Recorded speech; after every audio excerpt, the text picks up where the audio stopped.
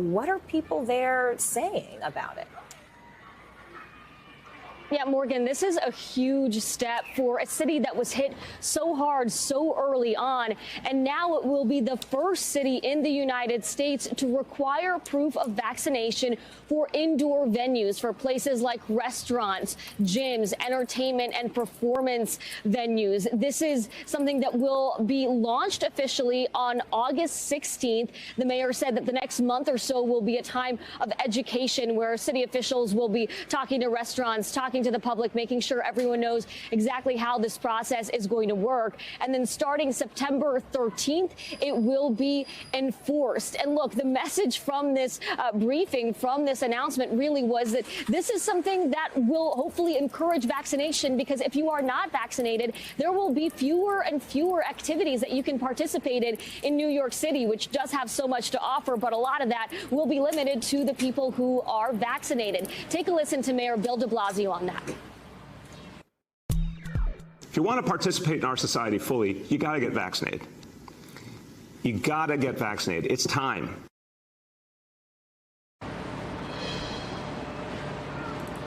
And Morgan, we have talked to a couple of restaurant owners here, including the owner of this restaurant and coffee shop behind me here. She says that she is in support of this announcement. She says it's going to make her feel more comfortable for her staff and for her customers. She says when she's dining out, she'll feel better. But she did say that this is a neighborhood where people were pretty early adopters of the vaccine. Vaccination rates are pretty high here. She's not sure how she would feel if she owned a business in a neighborhood where vaccination rates were lower. Morgan. And Dasha, help us understand something. I mean, I went to a bar a few weeks ago with some friends, and they asked to see everyone's vaccination card, the original document, before we entered. If people don't have their vaccination card on them, are there any other options available to prove their vaccination status that the restaurants and local bars here will, in fact, honor?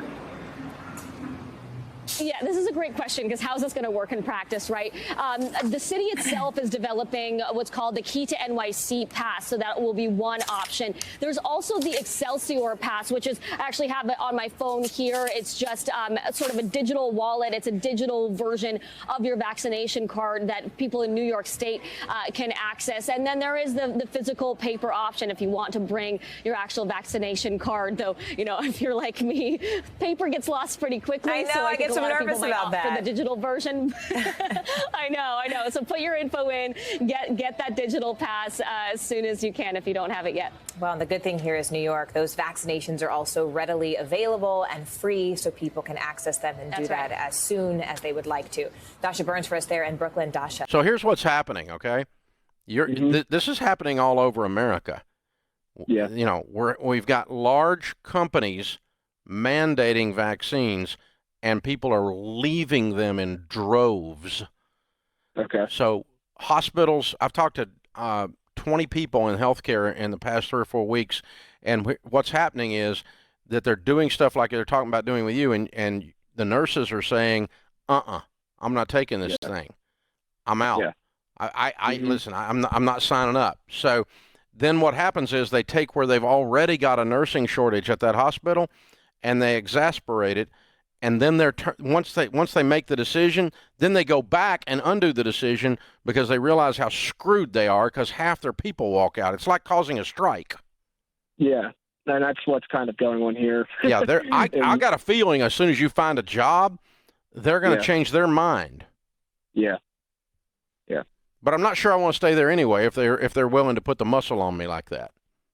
Yeah, that's so. Again, being in the financial situation we are, thanks to you guys, I feel like I can leave. There's definitely a lot of my coworkers that feel. Yeah, like you can leave because you can go make more.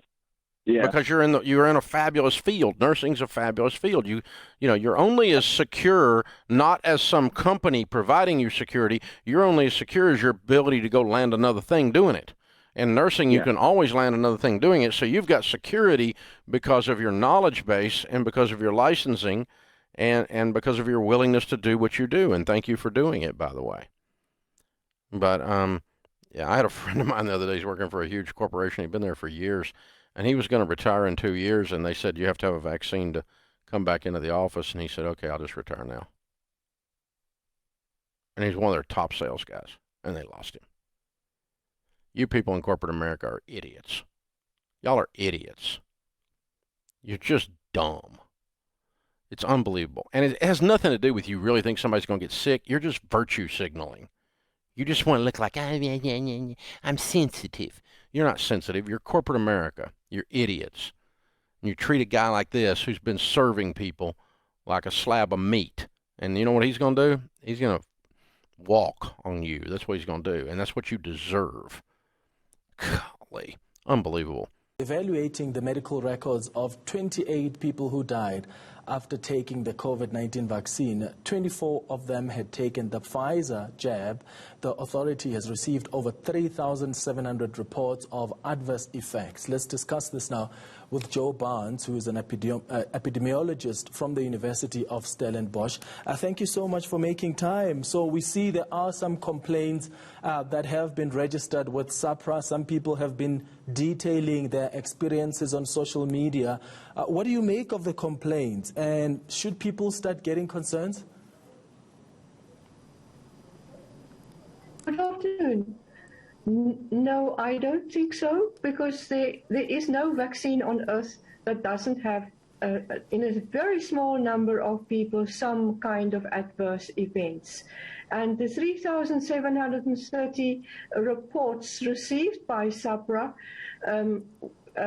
if you break that down, it was 279 events of special interest, which means that they were more serious, and there were 28 fatalities that they are investigating. Now, what I have anecdotally seen from those 28, most of them were in the elderly, that from what I have seen. For those of you who don't know me, my name is Dr. Mike Hansen, and in this video, I'm going to be talking about a 13-year-old boy in Michigan who died 3 days after getting the Pfizer vaccine. The cause of death is being investigated by the CDC, and according to the patient's aunt on Twitter, the preliminary autopsy report showed that he had fluid around his heart. So what caused his death?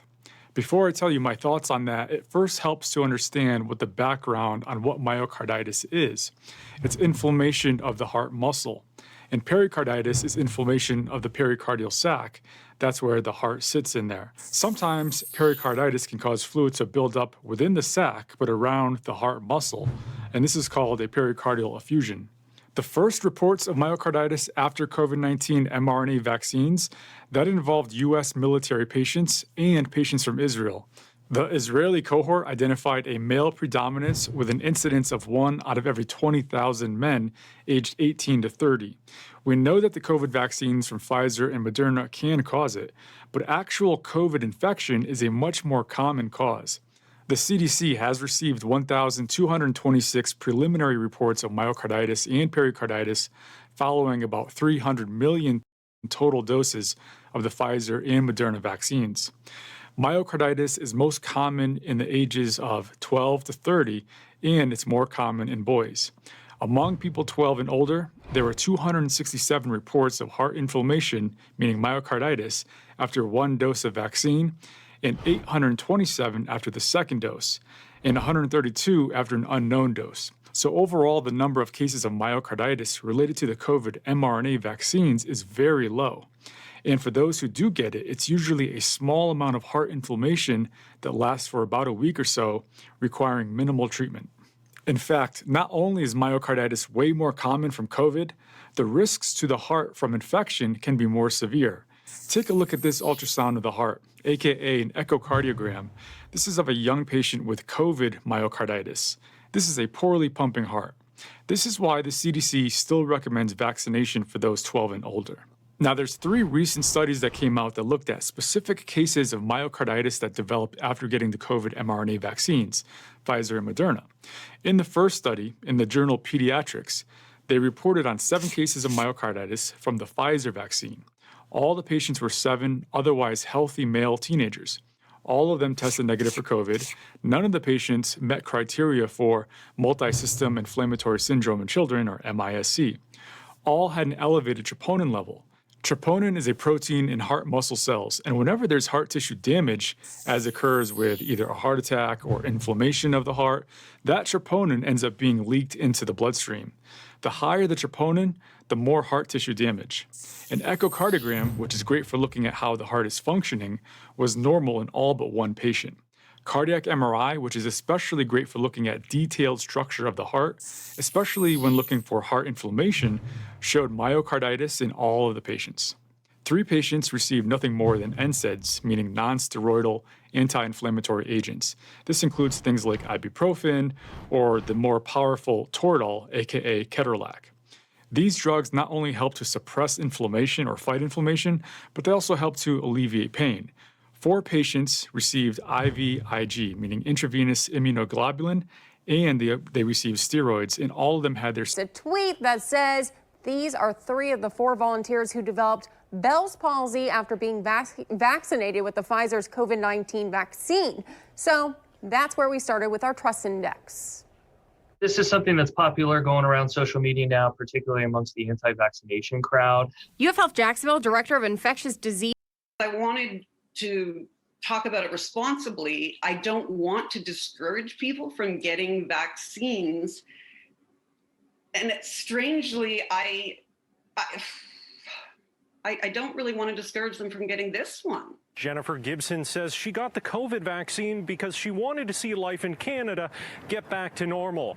But the Toronto woman wasn't prepared for what she saw when she looked in the mirror 2 weeks after getting her AstraZeneca shot. In the morning, I was just looking and I thought, gosh, something is weird with my face. And I thought, whatever, I slept funny, no big deal.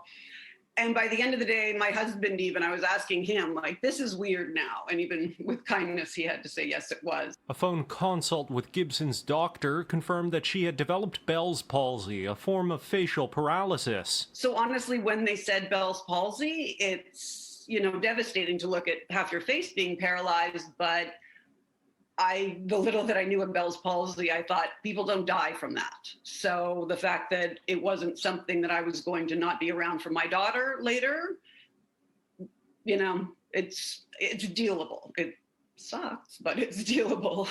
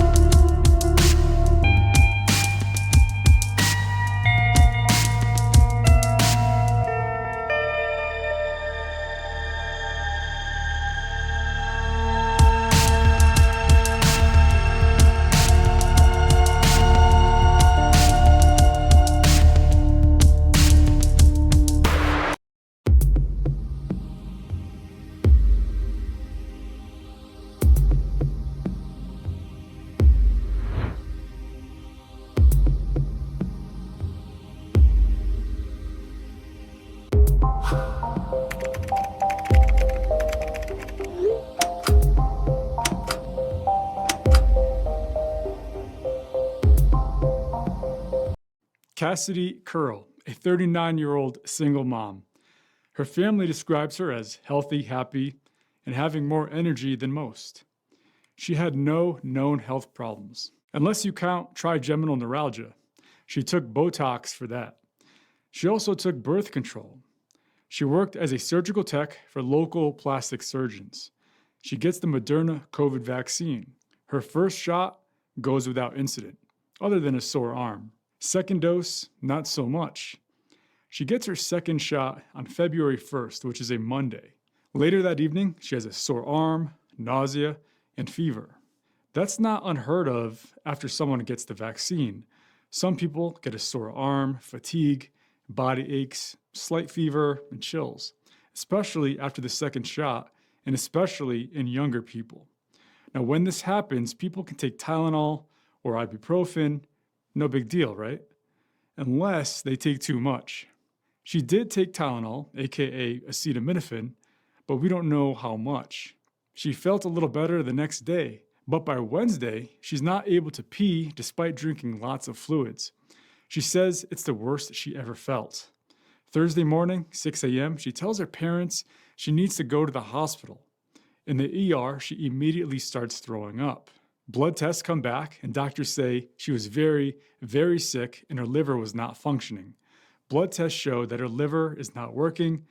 This entails severe elevations of her AST and ALT enzymes. This also means an elevated INR. So what is going on here? This is acute liver failure, aka fulminant hepatic failure or fulminant hepatitis. The doctors give her IV fluids.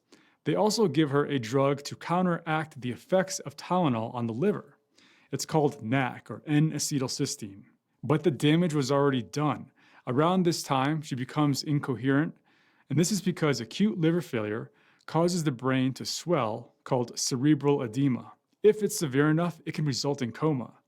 At this point, her only chance of survival is with a liver transplant. So she was flown to a transplant hospital, but when the liver completely fails, it causes other organs to follow suit, especially the kidneys and brain, and soon after, the heart and the lungs. She's put on full life support, including a breathing tube. Even if there was a match for a new liver, she's too unstable to undergo that operation. She dies about 30 hours after she first arrived at the ER. She leaves behind a young daughter who wants people to hear her story. And if you want to contribute to her GoFundMe page, I'm putting a link below this video. A lot of people will conclude that the vaccine caused her death, but timing by itself does not prove cause. The risk of dying from COVID is much higher than getting a blood clot from a vaccine. But even more concerning is a new report from Oxford University that shows catching the coronavirus puts you at even more risk of a deadly blood clot. In a moment, we'll talk to a vaccine scientist at Johns Hopkins University. First, this report. AstraZeneca's COVID-19 vector vaccine has hardly been out of the headlines since last December. Until now, it's been instrumental in the success of the UK's vaccination programme. But from now on, its use there will be restricted to those over 30 years of age. There have been worries in the European Union about its effectiveness and potential side effects. Germany initially restricted its use to under 65s. Now, Berlin is recommending it purely for over 60s. Those worries were compounded by several cases of a rare thrombosis type following AstraZeneca vaccinations, some of them fatal. The European Medicines Agency in Amsterdam felt it was time to take a stance on the jab. Its director stressing that the benefits of the antiviral agent far outweigh any risks. This vaccine has proven to be highly effective. It prevents severe disease and hospitalisation, and it is saving lives. Vaccination is extremely important in helping us in the fight against COVID-19, and we need to use the vaccines we have to protect us from the devastating effect.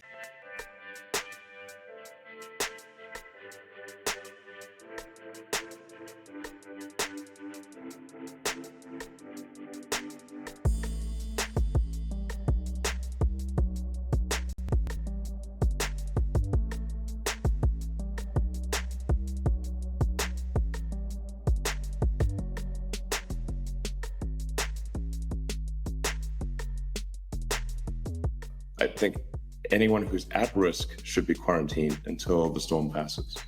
All right, but this storm is coming again. You know, you're talking a lot about saving humanity, but these are humans that die in the process. Everybody dies.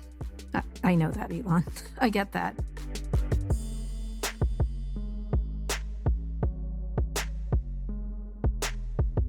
Will you get a vaccine? What do you do with your own family? You won't get a vaccine. Why is that? I'm not at risk for COVID, nor my kid. Mm-hmm. So you won't do that? No.